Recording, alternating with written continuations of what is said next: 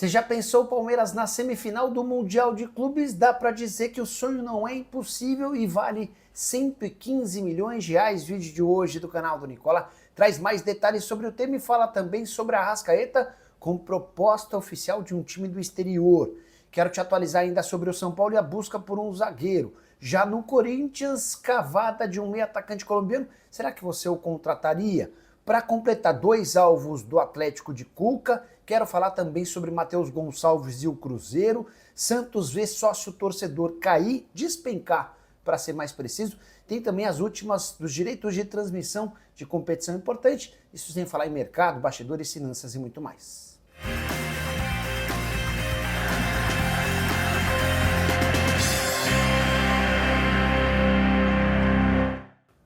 Fala aí pessoal, sou Jorge Nicola, bem-vindos a mais um vídeo do canal, sempre bom ter vocês por aqui, sem perder tempo, pedir para deixar like, se inscrever no canal e ativar as notificações. Antes de começar o vídeo, só contar ou deixar uma sugestão para você que procura lugar para ficar em Porto de Galinhas. Estou no Világio com toda a minha família, piscina, praia, acomodações, comida espetacular, esse eu recomendo. Quero contar também que todo esse conteúdo é um oferecimento de Betano, a mais antiga parceira do canal do Nicola. A minha sugestão para esse domingo vai na vitória do PSG no intervalo e no fim do jogo contra o Inter Miami e na vitória do Santa Cruz contra o Central na Série D do Campeonato Brasileiro. Se esses dois resultados acontecerem, meus R$100 se transformam em R$227. Vale a lembrança de que a múltipla com 3 jogos da Série D desse sábado acabou batendo.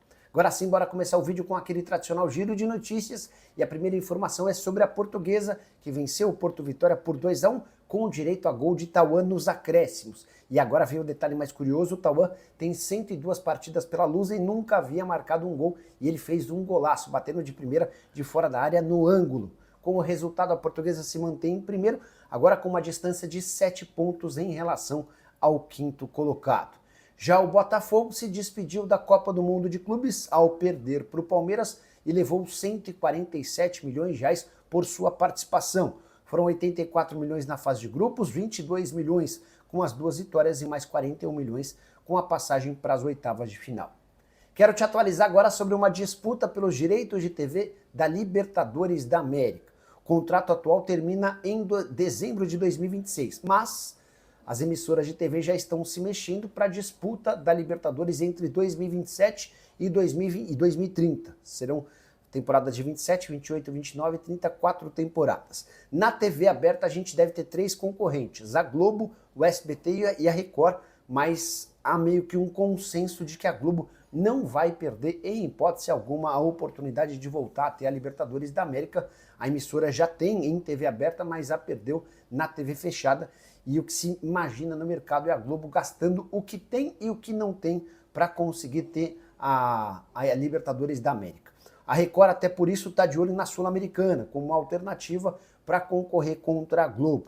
Na TV fechada devemos ter uma disputa entre ESPN e Sport TV, mas há vários outros players, como por exemplo para streaming e pay-per-view. Já se sabe que a Paramount Plus está de saída. Se dependesse da Paramount, ela entregaria a transmissão da competição já na próxima temporada, mas a multa é extremamente alta. Então a Paramount transmite a Libertadores da América e a Sul-Americana da próxima temporada e a partir de 2027 a gente pode assistir a Libertadores na Max, na Amazon Prime ou até na Apple TV. DAZN e Netflix correm por fora. Existe a chance ainda de Cazé TV e Gold, que tem feito transmissões de jogos no YouTube de graça, também concorrerem. Quero falar agora sobre uma curiosa movimentação no Santos. Desde que o Neymar chegou, praticamente tudo melhorou em relação a receitas. Patrocínios, o sócio-torcedor, pelo menos no primeiro momento o impacto foi extremamente positivo, mas o sócio-torcedor, que tem um papel importante na arrecadação do peixe, acabou registrando uma perda de 7 mil sócios nos últimos 4 meses. O efeito foi extremamente positivo com a chegada do Neymar, mas todas as entregas oferecidas pelo sócio-torcedor, o fato de o estádio na Vila Belmiro ser pequeno e a indefinição sobre o futuro do Neymar causaram essa debandada de sócios-torcedores. Eram 45 mil sócios antes de o Neymar chegar, saltou para 75 mil desde a contratação do craque, mas hoje são 68 mil sócios-torcedores. Os preços cobrados também no sócio-torcedor ajudam a explicar a perda recente. O sócio Diamond, que equivale a diamante em português, é cobrado R$ 320 por ano. Por mês. Só para completar em relação ao Santos, Marcelo Teixeira afirmou que o plano de venda das cadeiras e camarotes da nova Vila Belmiro será totalmente anunciado em agosto. Você sabe que a Vila Belmiro vai passar por reformas muito em breve. Quero te atualizar agora sobre Matheus Gonçalves, atacante que pertence ao Flamengo, revelado na base do clube e que está se mostrando um enorme desperdício. Ele é alvo do Cruzeiro. Dá para dizer que ainda é. Apesar das dificuldades na negociação, o Cruzeiro pretendia contratar o Matheus Gonçalves por empréstimo, proposta recusada. O Cruzeiro ofereceu uma quantia pequena em euros, quantia recusada. O Flamengo chegou a sugerir 8 milhões de euros para fazer o negócio, ou 52 milhões de reais. O Cruzeiro alega que não dá para pagar tudo isso, apesar da juventude do atleta, 19 anos, para um jogador que não tem conseguido atuar. Foram apenas 2 partidas na temporada atual como titular. Ele entrou em campo em algumas outras partidas, mas já não joga há mais de um mês. No Mundial de Clubes, por exemplo, ficou no banco de reservas, são 6 jogos seguidos sem que ele saia do banco de reservas. Esse é um jogador pedido pelo técnico Leonardo Jardim. O português entende que ele seria um enorme acréscimo para o Cruzeiro, mas diante da dificuldade na negociação com o Fla, a tendência é que o Matheus Gonçalves se mande para o exterior. Quero falar agora para você sobre 2 alvos de Cuca para a temporada. O técnico atleticano entende toda a dificuldade financeira do Atlético, que atrasou o pagamento das férias, ainda não conseguiu quitar os direitos de imagem, tem também premiações e luvas em aberto, todas pendentes. Mas na conversa que teve com os acionistas do Atlético e também com o Paulo Brax e Vitor, o Cuca pediu, solicitou, sugeriu a contratação de 2 jogadores em especial. Um para a função de primeiro volante, para proteger o sistema defensivo, e outro zagueiro. Essa função de primeiro volante vai se tornar ainda mais importante com a iminente saída do Fausto Vera. A tendência é que o Fausto vá jogar no futebol argentino, jogador completamente fora dos planos do treinador. Em relação à zaga, há um entendimento de que hoje Lianco e Júnior Alonso podem jogar como titulares, embora o Júnior também atue de vez em quando na lateral esquerda, e falta alguém que possa disputar a posição, que chegue para ser titular. O grande ponto é, a ideia do Galo é primeiro quitar suas dívidas e pendências com o elenco, para depois tentar negociações com reforços. Preciso te contar agora sobre uma cavada internacional no Corinthians. Você deve ter visto aqui no vídeo que Juan Quintero, meio atacante colombiano de 32 anos de idade, está de saída do América de Cali. Ele acabou de chegar, mas o clube entende não ter capacidade financeira para mantê-lo. A expectativa era maior do que de fato aconteceu. Em 21 jogos, apenas 3 gols marcados, e diante desse cenário, o América procura interessados na contratação do atleta. E aqui que vem a notícia curiosa: o Juan Quintero, aquele baixinho que já fez bons jogos com a camisa do Racing diante do Corinthians, passou a seguir nas redes sociais o filho do Dorival Júnior, o Lucas Silvestre, que tem papel importante na comissão técnica do pai. Ele costuma dar pitacos, participar até de sugestões de algumas negociações, e o Quintero passou a seguir o Lucas Silvestre. A partir daí, dá para imaginar que possa existir alguma chance de negociação. Eu não boto fé, até porque o Quintero me parece ser um Igor Coronado piorado. Jogador com características parecidas, baixinho, mais para fora de forma do que alguém em forma, que tem muita qualidade com a bola nos pés, mas pouquíssima entrega sem bola. O Corinthians acaba de conseguir se livrar do Coronado ao custo de 2 milhões de reais e vai se meter numa outra confusão contratando um meia com essa característica. Não me parece ser algo muito inteligente. Cheguei a consultar na manhã desse domingo um dirigente importante do Corinthians para saber se existia alguma tratativa. Essa pessoa afirmou que nunca havia ouvido falar sobre Quintero no timão. Atleta que passou, por exemplo, por Atlético Nacional da Colômbia, River Plate, Shenzhen da China, passou também pelo Medellín, pelo Rennes, pelo Porto, enfim, carreira bastante longa, mas ele não consegue se fixar e ficar, por exemplo, mais de 2 anos no mesmo time. Você gostaria de Quintero no timão? Já use espaço para comentário e registra a sua opinião, beleza? Antes da próxima notícia, deixa eu só contar ou lembrar para você que desde a semana passada criamos um grupo no Telegram com dicas exclusivas e gratuitas para você se dar bem no mundo das apostas esportivas. Você não vai pagar nada para nos seguir no Telegram. Para participar, estou deixando um link na descrição do vídeo. Você clica lá, já vai ter acesso ao nosso Telegram. Passa a nos seguir e não esquece de ativar as notificações. As dicas para o Super Mundial, que nem tem sido um Super Mundial muito fácil de apostas, várias delas com acertos importantes. Gostaria muito que você estivesse com a gente nessa, não custa absolutamente nada, beleza?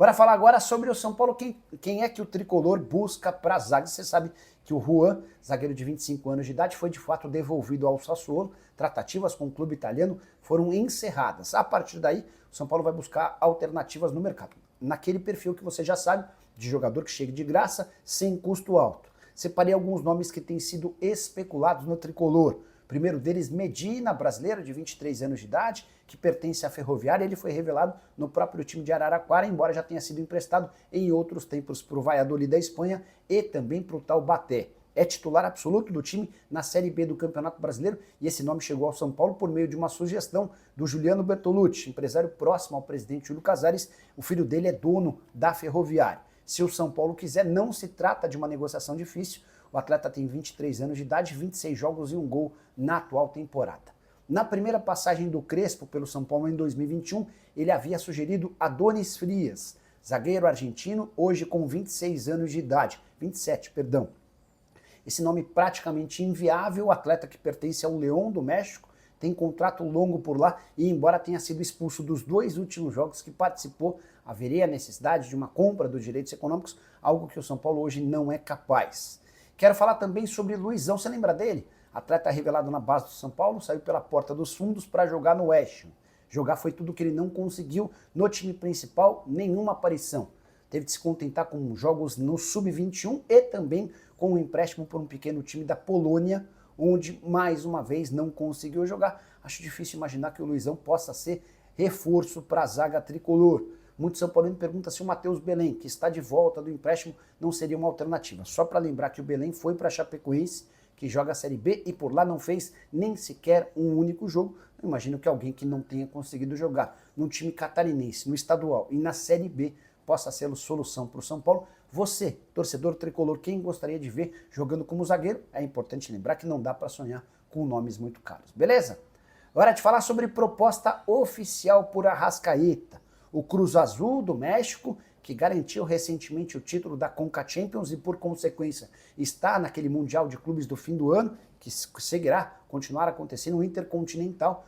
Por conta da presença do Cruz Azul nesse Intercontinental, o time mexicano quer a contratação de Arrascaeta e leva a história tão a sério que, em 13 de julho, procurou os dirigentes do Flamengo e representantes do atleta pedindo valores para que ele formalize uma proposta. A ideia do Cruz Azul é entender a pedida do Flamengo para, no momento seguinte, apresentar cifras e valores para tentar levar o meio atacante uruguaio. Importante responder que José Boto, aquele mesmo que em março se recusou a renovar o contrato do Arrascaeta, afirmou para os dirigentes mexicanos que só topa negociar o Arrascaeta pelo valor da multa rescisória, que é astronômica.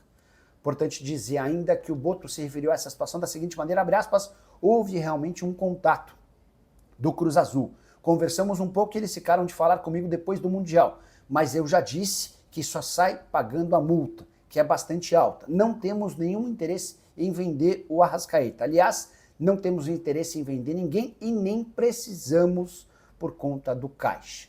Então é o José Boto adotando um discurso extremamente definitivo. Não queremos vender. Se vocês pagarem a multa rescisória, o negócio sai.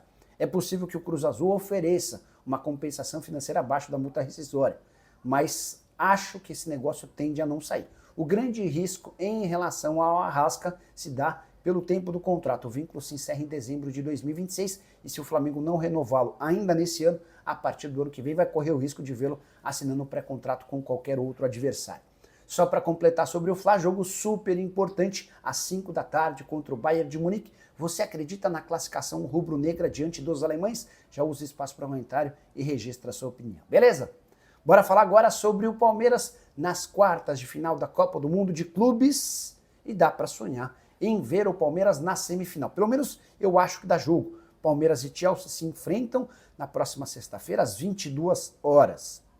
Jogo que vale 115 milhões de reais. Esse é o prêmio prometido pela FIFA para as equipes que conseguirem chegar até as semifinais do torneio nos Estados Unidos. Palmeiras que já embolsou até aqui cerca de 220 milhões de reais, um caminhão de dinheiro. Por que eu acho que Palmeiras e Chelsea dá jogo? O Chelsea está longe de estar fazendo uma grande Copa do Mundo de clubes. Percepção que eu tenho é de que não está muito motivado para participar do torneio. A derrota pro Flamengo na fase de grupos foi absolutamente justa e merecida. O Flamengo foi sempre melhor do que o Chelsea, embora tenha saído perdendo com o erro do Wesley. chegou a virar, fez 3-1 e mereceu vencer com autonomia. Eu acho que o Palmeiras fazendo ou repetindo a atuação do Flamengo tem condição sim de passar pelo clube inglês, que nesse sábado venceu o Benfica na prorrogação. Empate no tempo normal em 1-1, na prorrogação mais 3 gols e vitória por 4-1. A menos que o Chelsea mude radicalmente a sua forma de jogar, dá para imaginar o Palmeiras sendo competitivo. Tem só um grande trunfo a favor dos ingleses, a partida está marcada para as 10 da noite, horário de Brasília. Ou seja, não será um jogo que acontecerá durante o dia, sob forte calor, uma das principais reclamações da equipe inglesa. Só para completar, é importante registrar também desfalques do Palmeiras. Murilo já está fora da competição por conta de uma lesão muscular. O Piquerez e o Gustavo Gomes, suspensos, também não jogam na sexta. O Chelsea terá apenas um desfalque. O Caicedo, volante equatoriano, recebeu o segundo cartão amarelo e não joga. Caicedo que foi eleito o melhor da partida na vitória do Chelsea contra o Benfica. E você tem palpite para Palmeiras e Chelsea? Você também acha que dá jogo? Use espaço para comentário, registra a sua opinião. Só não esquece de deixar like, de se inscrever no canal. A gente se encontra assim que surgir a notícia. Tchau!